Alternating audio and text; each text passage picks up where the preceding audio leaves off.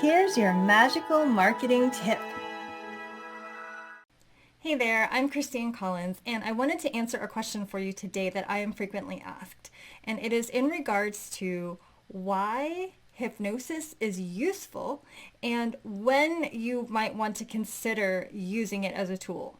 So the first thing that I want to say to answer that question is something that I think we are not always necessarily aware of, and that is that we are already hypnotized and that we are being hypnotized afresh all the time.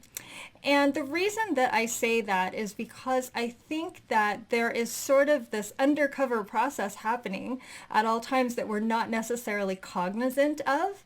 And until we become aware of it, we may not be able to see all of the benefits of using a tool like hypnosis. So when I say that we are being hypnotized all the time, I'm talking about beliefs and stories. And the stories that we are carrying at a deep level below the surface, not necessarily at a conscious level, are the stories that are often informing large swaths of our lives.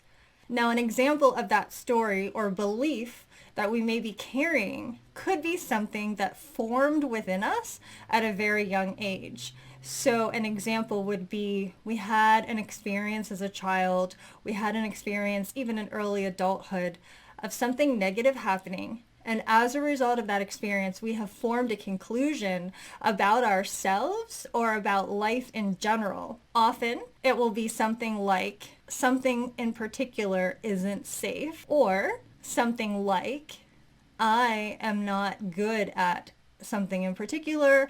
I don't have value in this particular way. And it is a belief that is hindering us in some way. So if it is a belief that no matter how hard you work, you'll never be wealthy, what happens when you start to unpack that, we're talking about this as a belief that you are not necessarily aware of, but you're carrying it. If that is your belief, then the way that it begins to inform your choices and your actions and your decisions and your everyday life is, well, if I believe that no matter how hard I work, I'll never be wealthy, then there's not much incentive to work hard. There's not much incentive to do certain things. There's not much incentive to set goals or to pursue activities that might increase wealth, because the belief is so fixated that no matter what I actually do, this is something that I cannot change. And so when that belief is informing your life, you're going to make choices and you're going to behave based according to that belief. Another example, if you have a belief that you cannot be loved or that you have bad luck in relationships or something along those lines, then whenever a situation approaches you, you make decisions and behave according to that belief.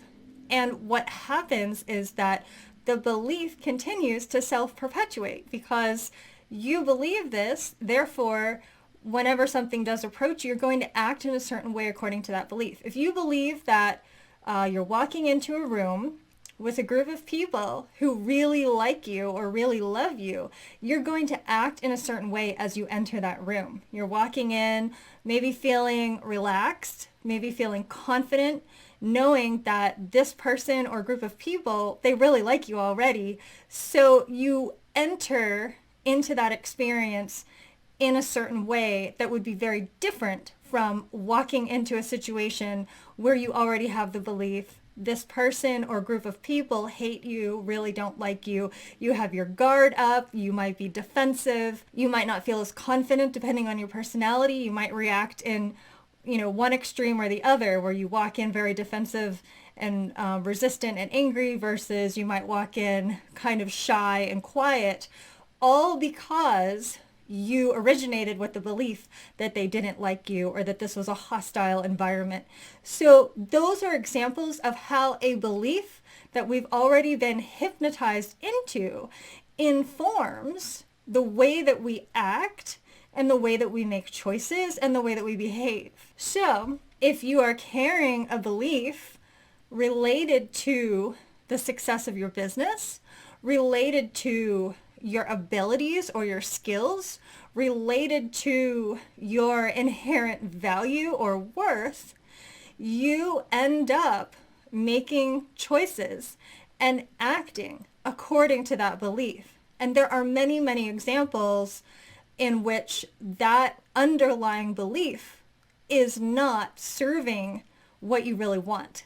So if that is business success, if it is a belief related to client interest in your work, if it is a belief related to income goals, whatever that belief is related to, it's going to inform everything.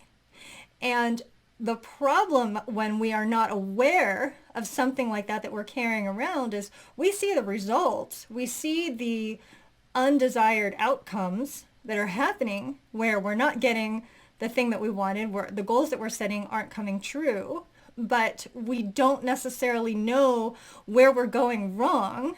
And so often we try to change the external environment. And sometimes that's enough, because if you do change your behavior, even if you're still carrying the belief, you're going to see some benefit. But the real shift happens when you do both. When you change the underlying belief into something more constructive, more positive, more self-affirming, more business success affirming, you're going to have different behaviors, different attitudes, make different choices, and ultimately you're going to see different outcomes. It's also very cognitively clear and logical that when your belief changes, everything else follows. So if your belief that you can or can't do something shifts, and you begin to have more confidence, and you begin to have just that little opening that yes, this is possible, whereas maybe you thought it was impossible previously, you begin to open that window just enough that when an opportunity comes towards you, instead of shoving it away or behaving in a way that ultimately shuts it down, or making choices that ultimately keep it from approaching you or becoming reality for you, you are going to transform all of that. The behavior, the attitude, the outlook, the choices, and ultimately the results. So there is a process there, and you can change beliefs consciously, and I do have, recommended processes and tools and steps for doing it at that conscious level.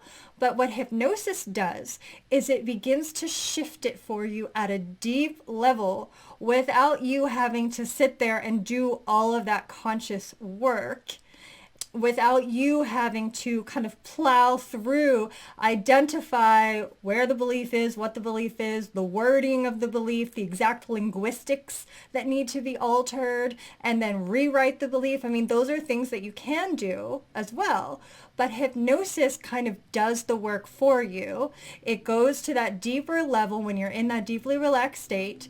It goes down to your subconscious thought process and begins to shift and alter the belief at that deeper level, which then informs everything else all the way up to the surface. And then when it's really made the transition from I can't do this to okay, maybe it's possible to I can do this, you will begin to see the shifts in the outward world for you very quickly. And that's why I say that hypnosis can begin to make those shifts for you in just one session. It'll open that window. But the more that you practice hypnosis, the more that you're listening to your hypnosis audios, the more and more that window gets wider and wider, and the belief, the new belief, the constructive belief gets stronger and stronger for you until you really then begin to see massive changes that are positive towards the things that you're wanting and desiring. So ultimately, when we talk about hypnosis, it isn't just, I need hypnosis for X, Y, or Z reason. It's that there's already been hypnosis. There's already been a belief formed, whether through experience or constant messaging from someone in your life, person, media, culture. There, I mean, we could go on and on. There's lots of ways that we are hypnotized. And if you want to change that, hypnosis is a wonderful, easy and relaxing way for you to do so. So once again, I'm Christine Collins. If you're interested in this or in learning more about hypnosis, you can check me out at transformcreate.com. And in the meantime, I hope that you have an absolutely magical and creative rest of your day. Thanks for listening. This is Christine Collins at transformcreate.com.